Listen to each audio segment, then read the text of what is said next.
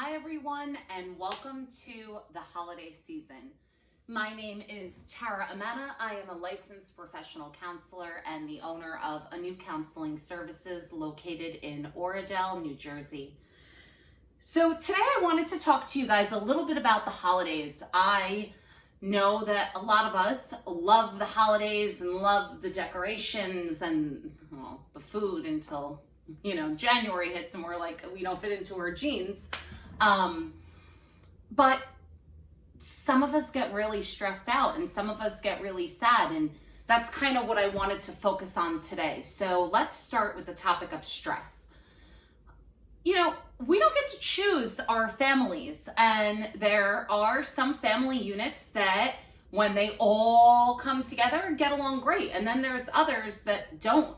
I can recall many times on the holidays, my family getting into arguments, or someone's stressed, or someone says something that the other person didn't like, or there's all this pressure on you to cook 15 different sides, and they all have to be prepared perfectly, and they all have to come out at the same time, and they all have to be steaming hot, and that can be really hard.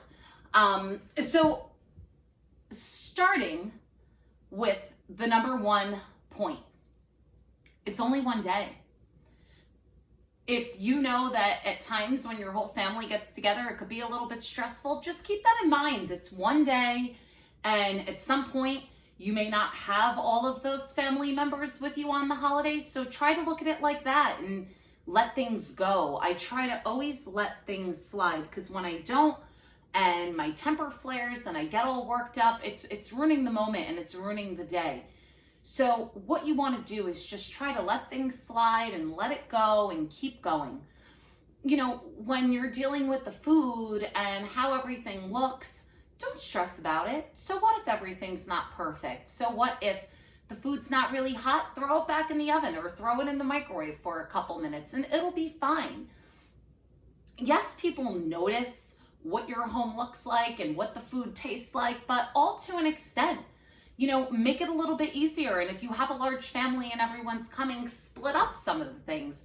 You make the turkey and the mashed potatoes, and have your sister make the string beans and the broccoli, and have someone else make the pasta or the rice or whatever other food you like to eat on the holidays. You don't have to go crazy to the point that it's stressful, because if it's stressful, it's not enjoyable anymore, and the holidays are supposed to be enjoyable. So rule 1, let things slide. Rule 2, do not strive for everything to be perfect. When you strive for perfection, I tell my clients this all the time, you are setting yourself up for failure, because it's not realistic to try to achieve perfection. Okay? Going on the second half of the holidays is, at times people get sad, if they lost a parent or another loved member of their family, and you feel that emptiness. You remember where they always used to sit and look, and now the seat's empty. And it can be really hard, especially during the holiday season, because if it was a loved family member, you probably have so many memories with them. So a couple things. 1, again, similar to the point I made in the last topic, it's just one day. And it's one day that you're going to get through. And then after that day, it's just another normal day again.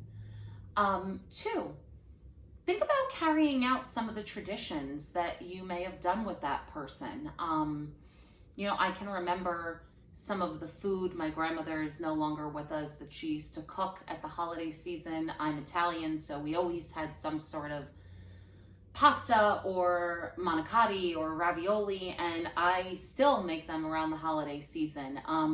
She used to make this Christmas candy. It was called stained glass candy, and it was chocolate and mini marshmallows, chopped up walnuts, and coconuts. If anyone wants the recipe, you could just comment below. I would happily send it over to you. And she used to always make it, and she would cut it up perfectly and give it to all of my friends and their family, and we'd always have it, and I still make it every single year. My mom and I used to bake Christmas cookies together and chocolate chip cookies all together and give it to some of our neighbors, and we give it to some of our friends. And my mom is no longer with me either. And I still do that every single year. And even though there's a part of me that's sad because I remember making it with her and now I'm not, it sometimes feels like she's almost here with me and my grandmother's almost here with me. So keeping up with those traditions really does help. And it also helps to look back at the memories and smile, and to, if you have children, or even if you don't have children and have friends, to teach them these recipes. An old friend of mine that, you know, I grew up together, I was friends with his sister, recently reached out to me on Instagram asking me if I had my grandma's, it was called stained glass candy. So if I had my grandma's stained glass candy recipe, and that just warmed my heart. He still remembers it from over 2 decades ago. So keep up with those traditions. You could even create new traditions, but try to remember that it's only one day, and even though your loved one may not be with you anymore, you still have other people in your life. And if you don't have other people in your life, you have wonderful memories, and you can create new memories, and you can continue the traditions and create the traditions. And, you know, one thing I said when honoring my mom on her 1-year anniversary of passing was that I feel blessed, because if I feel pain, that means that she did something right. Because if she didn't, I wouldn't be upset that she's not here anymore. So I feel like I am very fortunate that I was able to create such quality memories with her. And, you know, for me, keeping those traditions going really helps. And that may not be for everyone, but think about it. Think what you could do. Think what you could do to make you feel better.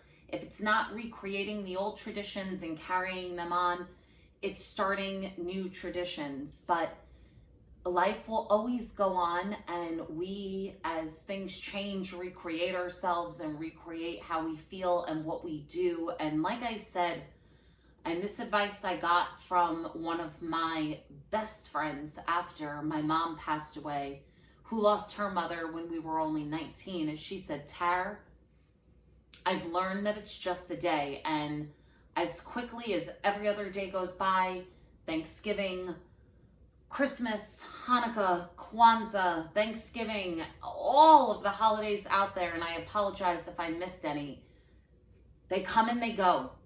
So keep that in mind. One thing is never anything. I wish everyone a happy and peaceful and fingers crossed, stress-free holiday season. I hope you guys helped or found this helpful, and I hope you like watching, and I look forward to you watching again. Please comment, like, and share, and make sure you subscribe so you can get all of our new videos. Thanks for watching, guys. Happy holiday season.